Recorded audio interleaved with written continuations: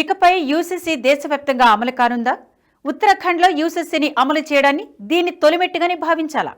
యూసీసీని తొలిసారిగా ఉత్తరాఖండ్లోనే అమలు చేయడంలో మోదీ, అమిత్ షాల వ్యూహమేంటి? దేశవ్యాప్తంగా ఒకేసారి చట్టం తీసుకురాకుండా తొలిసారిగా ఓ రాష్ట్రంలో ఎందుకు అమలు చేసినట్లు తెలుసుకుందాం. తాజాగా యూసీసీ చట్టాన్ని ఉత్తరాఖండ్లో అమలు చేస్తూ రాష్ట్ర సీఎం పుష్కర్ సింగ్ ధామీ ప్రకటన చేశారు. ఇకపై తమ రాష్ట్రంలో యూసీసీ అమలు కాబోతుందని, దీన్ని అందరూ ఫాలో అవ్వాల్సిందే అని స్పష్టం చేశారు. దీంతో దేశంలోనే తొలిసారిగా ఓ చట్టాన్ని అమలు చేసిన రాష్ట్రంగా ఉత్తరాఖండ్ నిలిచింది. ఈ చట్టం అమలు కావడంతో ఇకపై ఉత్తరాఖండ్లో సివిల్ చట్టాల్లో మార్పులు చోటు చేసుకునున్నాయి.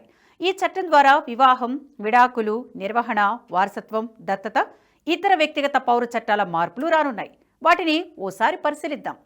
ఇప్పటి నుంచి అన్ని వివాహాలను ప్రభుత్వ రికార్డులో నమోదు చేయాలి. కులం లేదా మతం ఆధారంగా వివక్ష చూపకుండా అన్ని వర్గాలకు ఒకే విడాకుల చట్టం వర్తిస్తుంది. అన్ని మతాలు, కులాల బాలికలకు కనీస వివాహ వయసు 18 సంవత్సరాలు నిర్ణయించబడింది. దత్తత అన్ని మతాల వారికి అనుమతి ఉన్నప్పటికీ ఒక మతం నుంచి మరో మతం పిల్లలను దత్తత తీసుకోవడం నిషేధం. హలాలా, ఇద్దత్ వంటి కొన్ని ఆచారాలు ఇకపై రాష్ట్రంలో అనుమతించబడవు. మొదటి జీవిత భాగస్వామి జీవించి ఉంటే రెండో వివాహం అనుమతించబడదు.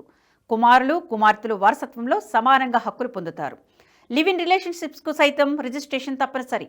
18 నుంచి 21 సంవత్సరాల కంటే తక్కువ వయసు ఉన్న భాగస్వాములకు తల్లిదండ్రుల సమ్మతి అవసరం.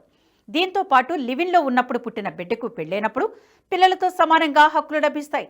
అయితే దేశవ్యాప్తంగా అమలు చేయాల్సిన ఈ చట్టాన్ని ముందుగా ఉత్తరాఖండ్నే ఎందుకు ఎంచుకున్నారు?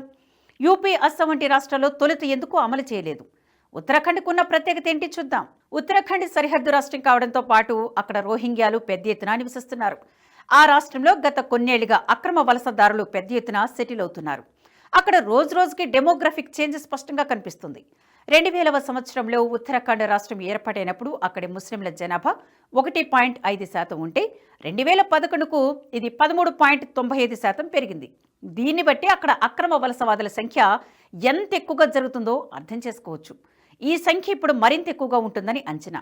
అంతేకాదు, ఉత్తరాఖండ్, నేపాల్ సరిహద్దులో పెద్ద ఎత్తున మసీదులు, మజార్లు పుట్టుకొచ్చాయి. సరిహద్దు ప్రాంతాల్లో అక్రమ కార్యకలాపాలకు పాల్పడేవారు వీటిని నిర్మిస్తున్నట్లు తెలుస్తోంది. అంతర్జాతీయ సరిహద్దు దగ్గర డ్రగ్స్, ఆయుధాలను తరలించేందుకు ఈ మజార్లను ఉపయోగించుకుంటున్నట్లు ఎన్ఐఏ గుర్తించింది. ముందుగా వీటిని మజార్లలో భద్రపరిచి ఆ తర్వాత అంతర్జాతీయ సరిహద్దులు దాటిస్తున్నట్లు తెలుస్తుంది. దీనికి తోడు సరిహద్దుల వద్ద పెద్ద ఎత్తున రోహింగ్యాలు కూడా సెటిల్ కావడం ఆందోళనను కలిగిస్తుంది. వీటితో పాటు ప్రముఖ పుణ్యక్షేత్రాలైన కేదార్నాథ్, బద్రీనాథ్ వంటివి కూడా ఉత్తరాఖండ్లోనే ఉన్నాయి. దీనివల్ల అక్కడ తొలిసారిగా యూసీసీని అమలు చేయడం మేలని బీజేపీ భావించినట్లు తెలుస్తుంది. దీంతో పాటు మరో ప్రధాన కారణమూ ఉంది. యూసీసీ అన్నది అతిపెద్ద సంస్కరణల్లో ఒకటి. దేశ రాజ్యాంగాన్ని లిఖించినప్పుడే అంబేద్కర్ ఈ విషయాన్ని చెప్పారు. అంబేద్కర్ సారథ్యంలో రచించిన రాజ్యాంగంలోని 44 ఆర్టికల్ భారత్లోని పౌరులందరికీ ఒకే చట్టం వర్తించేలా యూసీసీ రూపొందించడానికి ప్రభుత్వం ప్రయత్నించాలని చెబుతోంది. ఆ తర్వాత షాబానో కేసుతో పాటు మరెన్నోసార్లు సుప్రీంకోర్టు యూసీసీని అమలు చేయాలని కేంద్రాన్ని కోరింది. కొన్నిసార్లు దీన్ని ఎందుకు అమలు చేయడం లేదని ఆగ్రహం సైతం వ్యక్తం చేసింది. కానీ దేశాన్ని ఎక్కువ రోజులు పాలించిన కాంగ్రెస్ పార్టీ ఆ దిశగా కనీస ప్రయత్నం చేయలేదు. దీంతో యూసీసీ ఇప్పటి వరకు అమలు కాలేదు. అయితే బీజేపీ ఈ అంశాన్ని తన సైద్ధాంతిక అంశంగా ముందుకు తీసుకువెళ్లింది.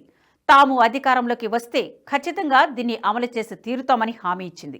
యూసీసీ అన్నది ప్రభుత్వాలు చేయాల్సిన అతిపెద్ద సంస్కరణలో ఒకటి. దీన్ని అమలు చేయలేక కాంగ్రెస్ వెనుకడుగు వేసింది. కానీ బీజేపీ అమలు చేయడానికి ముందుకు వచ్చినా దీన్ని అడ్డుకునేందుకు లెఫ్టిస్టులు శతవిధాలా ప్రయత్నించే అవకాశం ఉంటుంది. కాంగ్రెస్తో పాటు అనేక స్వచ్ఛంద సంస్థల పేరిట కమ్యూనిస్టులు కోర్టులు మెట్లెక్కే అవకాశం ఉంది.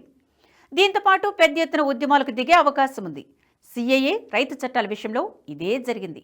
సిఏఏను వెనక్కి తీసుకోకున్నా రైతు చట్టాలను మాత్రం వెనక్కి తీసుకోవాల్సి వచ్చింది.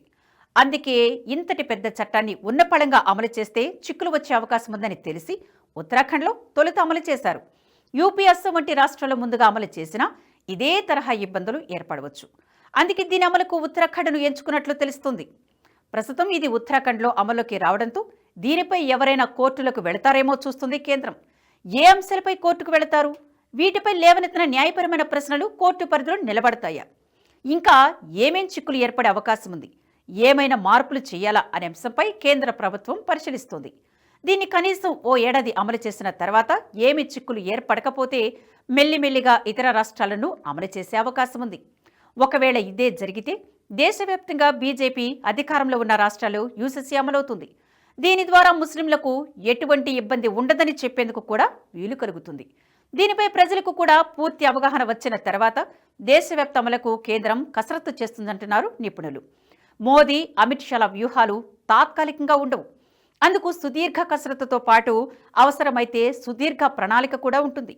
కొన్ని పెద్ద సంస్కరణల విషయంలో తొందరపాటు నిర్ణయం తీసుకుంటే అది చాలా నష్టాన్ని కలిగిస్తుంది. 10 ఏళ్ల బీజేపీ పాలనలో రైతు చట్టాల మాత్రమే ఇలా జరిగింది. వీటి గురించి ప్రజలకు పూర్తిగా అవగాహన తీసుకురావడంలో కమలం పార్టీ విఫలమైంది. తొందరపాటు నిర్ణయంతో ఈ చట్టాలను తీసుకువచ్చింది. అవి రైతులకు మేలు చేసేవి అయినా వాటిని సరిగ్గా వివరించడంలో విఫలం కావడంతో పెద్ద ఎత్తున ఆందోళనకు కారణమైంది.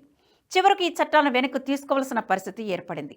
అందుకే మోదీ ప్రభుత్వం అతిపెద్ద సంస్కరణల విషయంలో ఆచితూచి వ్యవహరిస్తోంది. అదే యూసీసీ విషయంలోనూ జరుగుతుంది. ప్రస్తుతం ఉత్తరాఖండ్లో యూసీసీ అమలు కావడంతో త్వరలోనే దేశవ్యాప్తంగా కూడా అమలయ్యే అవకాశం ఉంది.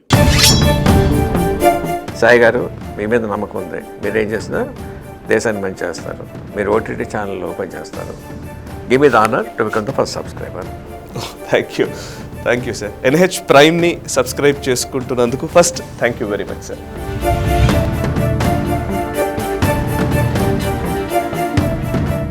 ఈ వీడియో మీకు నచ్చినట్టయితే లైక్ చేయండి, 10 మందికి షేర్ చేయండి. అలాగే కామెంట్ల రూపంలో మీ అభిప్రాయాలను మాతో పంచుకోండి. Nationalist hub group of channels ను సబ్స్క్రైబ్ చేసుకుని తెలుగునాట జాతీయవాద జర్నలిజాన్ని ప్రోత్సహించండి. ఈ వీడియో కింద ఉన్న బెల్ ఐకాన్ పై క్లిక్ చేయడం మర్చిపోవద్దు.